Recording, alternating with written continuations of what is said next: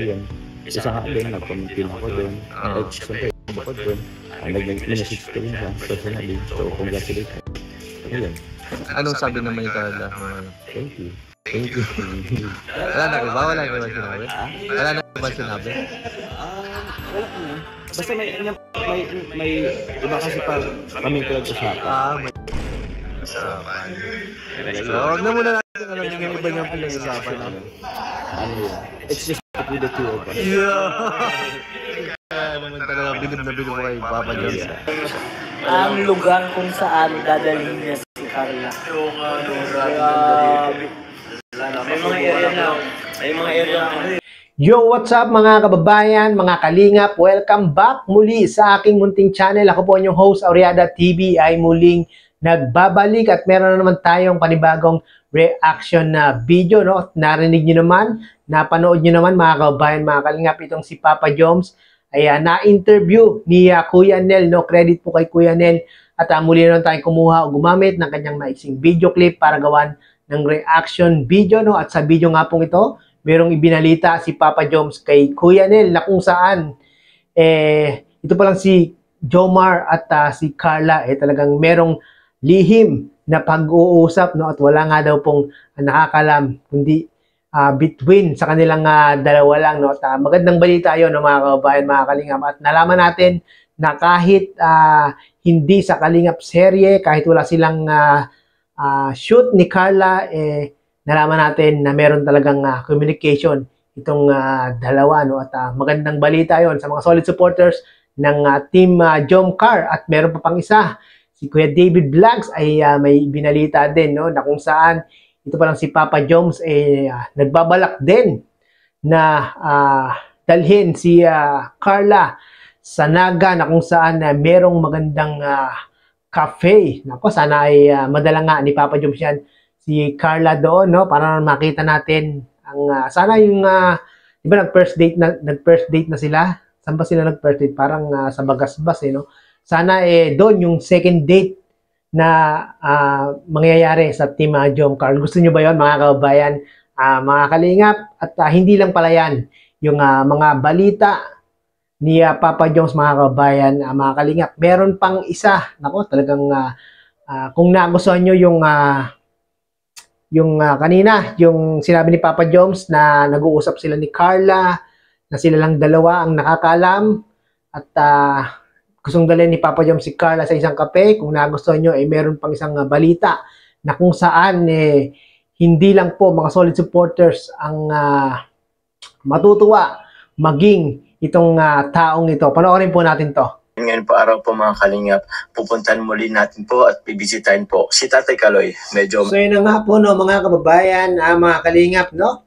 Muli pong binisita ni Papa Joms itong kanyang beneficiary na si Tatay Kaloy, na kung saan medyo matagal-tagal na rin hindi nakakapunta si Papa Joms, no?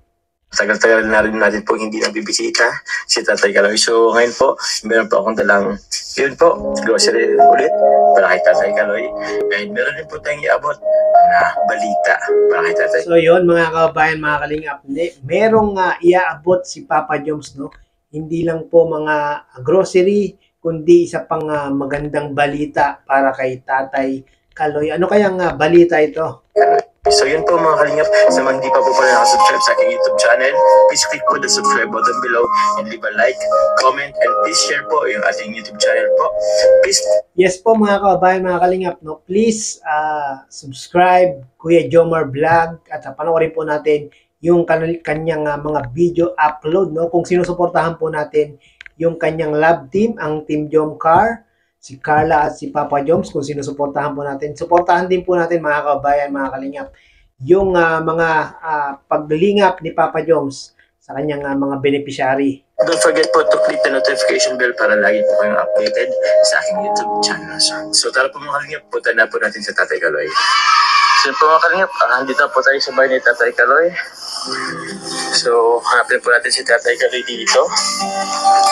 Yan po, no, mga kababayan, mga kalingap, yung bahay ni Tatay Kaloy. Medyo maganda-ganda na nga po, nag-improve na nga po yung bahay ni Tatay Kaloy kumpara noong unang punta ni Papa Joms, no?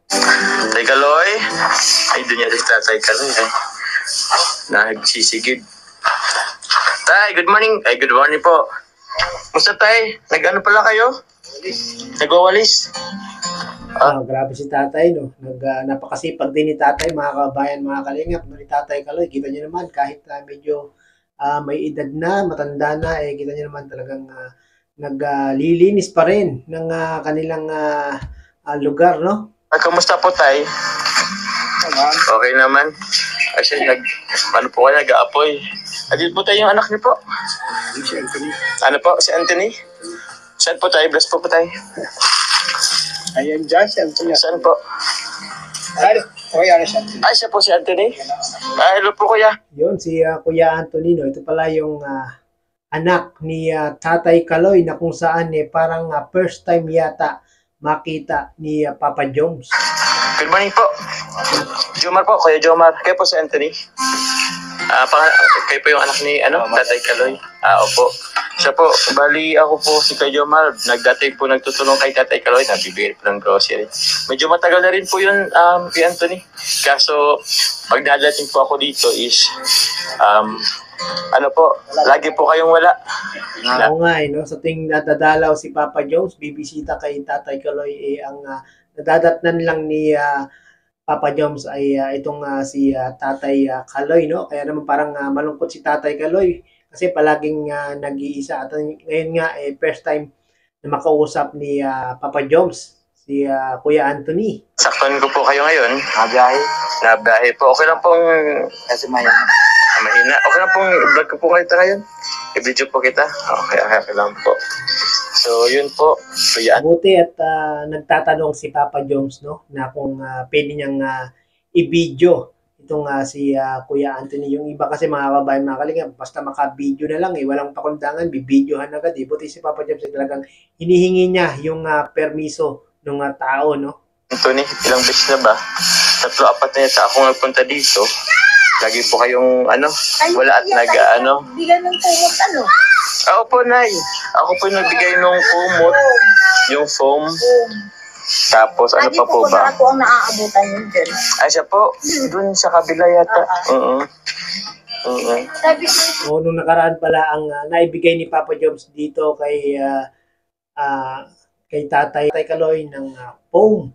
Dahil nga po parang nakita ni Papa Joms nung nakaraan talagang saan ba humihiga si Tatay Kaloy? Parang sa lang nakahiga si Tatay Kaloy sa karton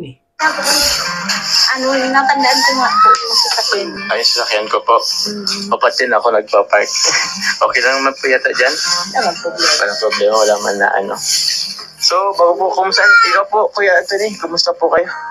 Ay, wala po kayong ngayon? Ay, sana na market na. Martis na po yung sunod na trabaho. Nag-ano nga po kayo kay Anthony? Si Doktor. Doktor sa boss. Ay, kung doktor. Doktor. Pambuan lang. Pambuan. Ayun, nakikita kong pabalik-balik na bus pong Jeep lang. Ay, jeep.